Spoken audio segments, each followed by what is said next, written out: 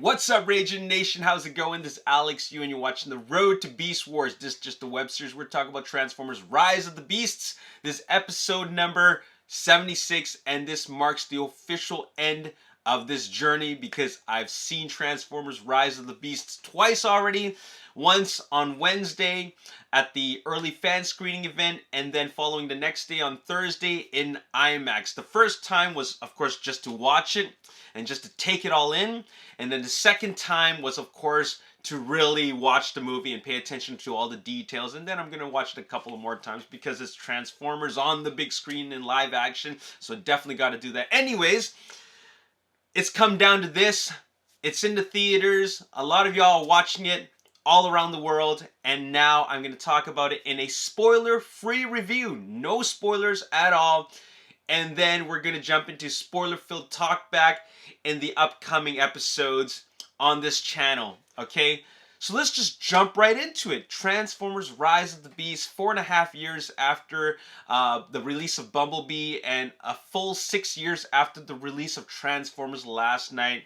So, I want to start this review by saying that, well, this was the best opening sequence ever for a Transformers film, not including Bumblebee, because Bumblebee's Cybertron sequence was epic, and that tops it all. But if we're talking about the 6 Transformers films, this has got to be the best opening sequence because it's action-packed, and then it tells you everything you need to know moving forward. So that was awesome, okay? Next up, let's talk about the story. You know what? The story is not that much different from a lot of the other Transformers stories. They're more or less the same, as a formula, because really it's all about an artifact. They're always looking for an artifact.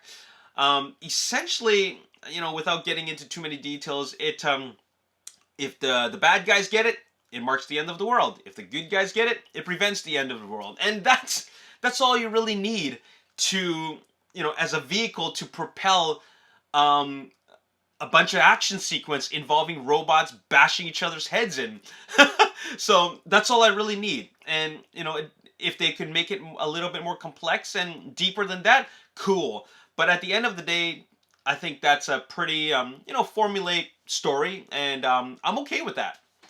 Characters. Okay, let's just start with the robot characters. We got Autobots, we got Maximals, we got Terracons, okay? I want to first start off by saying that I love the Terracons, especially Scourge. I gotta say that I prefer Terracons over Decepticons because Decepticons have never really been given some real characters. Real character development, character moments. I think that Terracons were really given justice from Stephen Cable Jr. Obviously this is a very a different take on the Terracons, as in it's taken inspiration from many aspects and lore of Transformer, but we got Scourge out of it, and I gotta say that Scourge is the best robot villain in the Transformers live action films. He's gotta be my favorite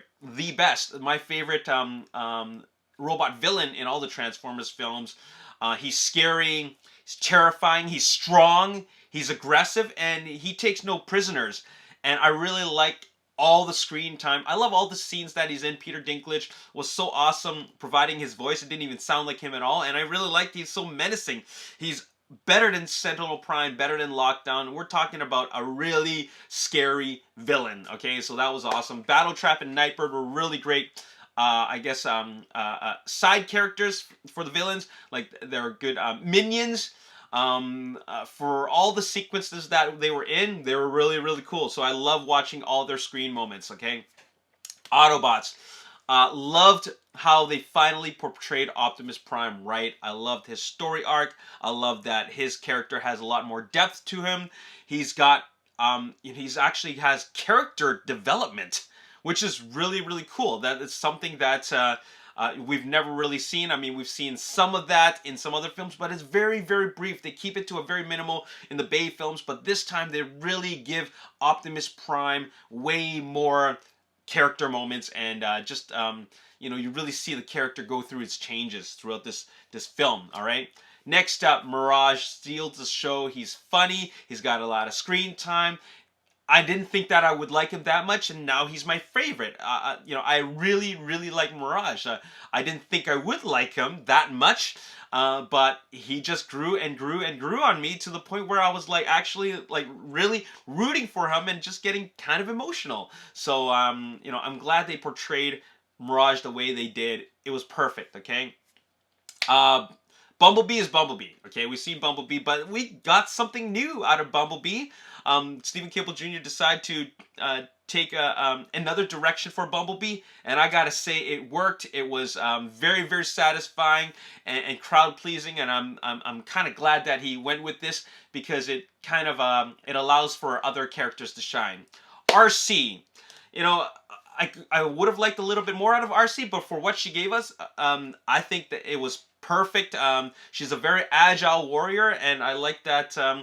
I like that she was a bit more than just a background character. Okay, moving on. Let's talk about human characters. I actually really like these human characters. Gotta say that I like them the most because they, you know, I hate always comparing to the Bay films, but they weren't obnoxious and you know, like not being able to connect to them.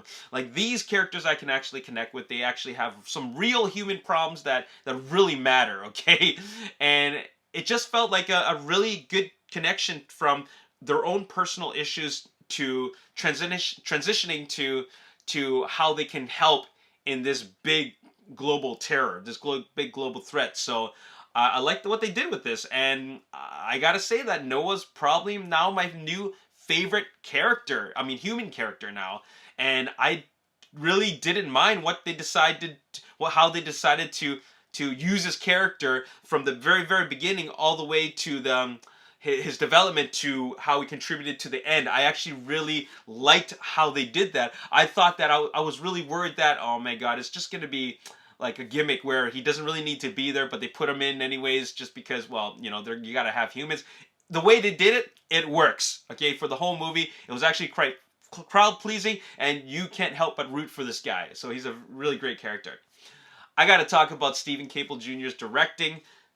This is the right director for the job. He's a G1 fan, he's a Beast Wars fan, and he knows his stuff, he knows the material, and that really makes a huge difference. We've seen Travis Knight and his direction on Bumblebee, and you know how he brought his flavor of what a Transformers film would be like if done right. Stephen Caple Jr. brought his A game, and he brought his vision, and it was like what the fans were waiting for, especially after, you know, 5 films. You know, that's 13 years worth of Transformers films, you know, and it was never really what we wanted, right? But now we got something that is really crowd pleasing, and I gotta first start off with regards to direction. I like that it was very briskly paced. It moved along very swiftly. There was never really a dull moment. It never ever actually got boring to me.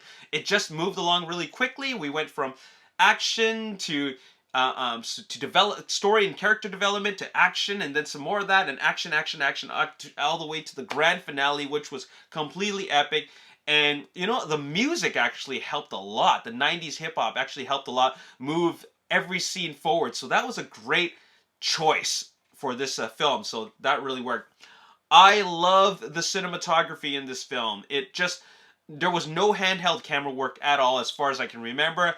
You can see every shot. All the action was cohesive, okay? It didn't jump around in the sense where like it took you away from the experience. It never did any of that. You knew what was going on in different parts of the battle, and everything just worked. I was so worried that, you know, it was going to be so choppy, and there's a lot of handheld camera work, and it, you know, you had to actually use an effort to actually make out what is going on. No, I can actually follow all the action, and it was just shot very well. So that's a first. Well, actually not a first. Bumblebee did it, and they did it, continued doing it on a more grander scale. So that was really, really awesome. This film wastes no time at all. It flows really, really well, and it's only 2 hours and 7 minutes compared to all the longer Transformers film. This one's a much shorter one, but you could tell it just flows and zips by really fast. I love Stephen Caple Jr.'s not just his direction, but his attention to detail. all the little details that help us feel that this director knows his stuff is all there. There's all these little details that he captures that you wouldn't even think that I wouldn't say it won't be possible, but it's kind of a breath of fresh air to see a director capture little tiny details, and I really love that because it just shows that this is the vision from a fan. Okay, this isn't just some random things that somebody who doesn't know his stuff decide to throw in. All right, so it really works, really works. And it also fixes a lot of things that didn't work in the previous things. So in a way, it's almost like a retcon of what happened in the past. But like at the end of the day, you know that this is Stephen Cable Jr.'s film. He's doing his own thing.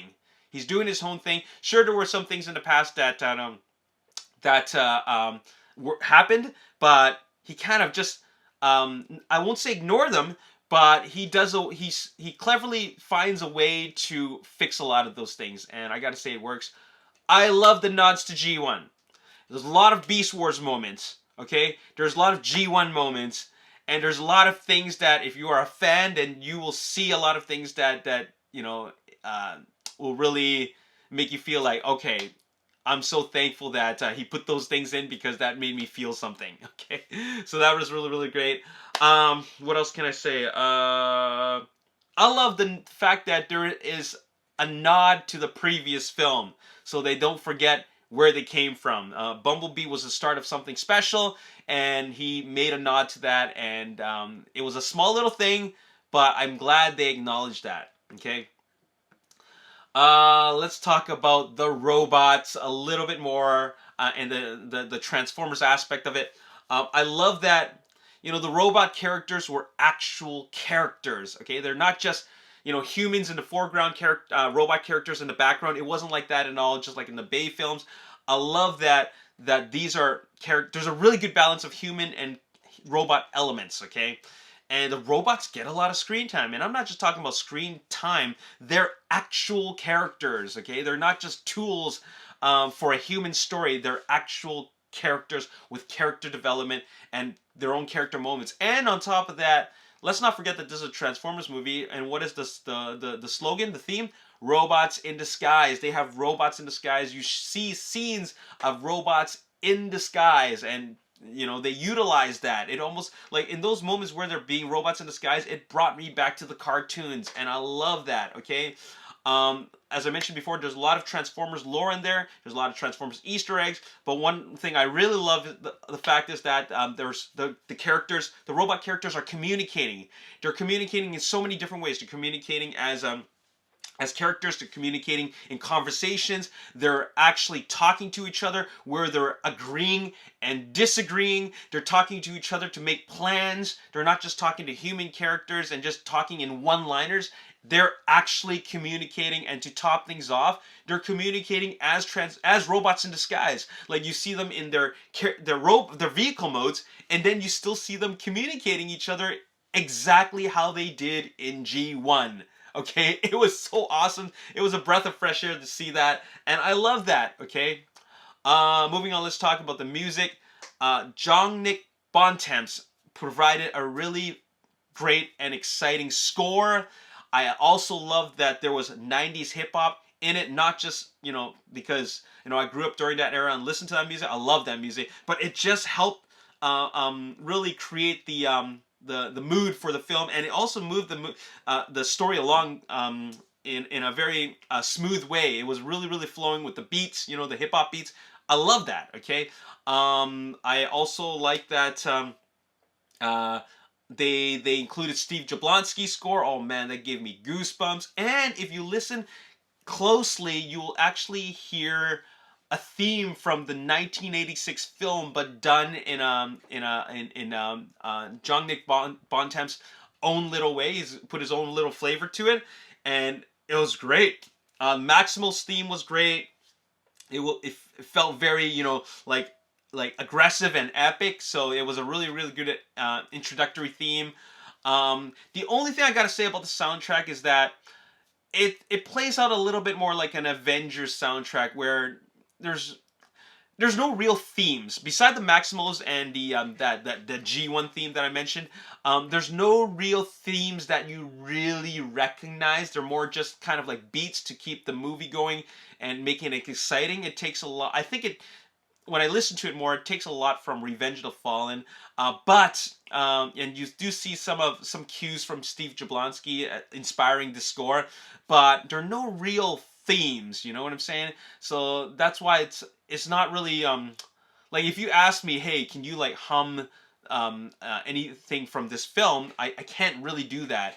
I mean, Optimus Prime has a theme, Bumblebee has a theme, Sam Witwicky has a theme, Ant-Man, Captain America, Black Panther has a theme, but I couldn't really think of, I couldn't really recognize or pick up on any themes except for maybe the Maximals theme, but that's about it. So that's just a little, it doesn't really hurt the film, but I thought that I would hear some more stronger themes in this film, but it's still all good.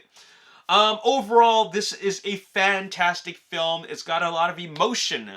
It has a lot of heart to it. Okay, definitely a lot of heart. It's kind of like in the same style as Bumblebee. I don't think any of the Transformers films, except for the first one, had that much heart, but this one definitely has a lot of heart in it. It's funny, just like all the other Transformers films. It follows along that kind of, it can get serious, but a lot of times it has like some dialogue moments where you get some comedy bits, which is really really great. Keeps it lighthearted. But yeah, it was actually emotional. There are times in this film, watching it both times, I actually get teary on very specific moments, and I would say I only cried twice. This is my third time I've ever cried from Transformers live action film. I cried because Transformers Last Night was so bad. I cried when I watched the Bumblebee trailer, teaser trailer, and I cried while watching this movie. Like, I was like, oh my god, this is so good. Alright, so this is an awesome film. I'm gonna give it a 9 out of 10. A 9 out of 10. If you remember, back in my other reviews, I actually gave the 2007 Transformers film an 8.5 out of 10 because that was at my time my favorite one. But I'm gonna give this one a 9 out of 10 because this is my favorite Transformers film. Any complaints? Very minimal. I kind of was hoping that I won't say which characters, but a couple of Maximals were kind of left on the back seat. We didn't get to really see a lot of them. They kind of took a back seat, and we did see them, but I would have liked to see more of them. I just felt like they were a bit of background characters. And my biggest real criticism is Wheeljack. Okay, they had the mold or the robot design for Wheeljack. They knew what he sounded like, and they knew what type of character he was, but the way they portrayed Wheeljack was not my Wheeljack and not the way I would have liked them to, and he also took a back seat as well, to the point where I feel like, why, if you took Wheeljack's character out of it, it's still the same movie, except for that during the Peru chase, okay, which we've seen in that trailer shot with RC, okay, but if you take, if it weren't for that scene, then you wouldn't even know that he's in the movie, okay? So that was a little bit disappointing. This would have worked if they just called him something else. If they would have made him an entirely new character, because now in the future we won't be able to see Wheeljack for the way he should be portrayed, except for the Cybertron sequence in Bumblebee. In any case, that's all I gotta say for this review. I'm gonna give it a solid 9 out of 10. This is the best Transformers film. Oh my god, this is what we've been waiting for a long time. It might not be exactly what you've been waiting for, because what some hardcore fans been waiting for is something with a lot of really, really high expectations. It's not 100% perfect, but for what we got, comparatively, and when you put things in perspective over the last, 16 years, this is definitely the best one, okay? My name is Alex Yu. Thank you for watching. Stay tuned for future episodes. We're going to jump back into my web series called The Transformers Movie Show, where we're going to talk about all things Rise of the Beast, as well as the other films in the franchise. Spoiler talk. Watch out, guys. Okay, if you haven't seen the movie, stay away from the upcoming episodes. My name is Alex Yu. Thanks for watching. I'll see you next time. Peace.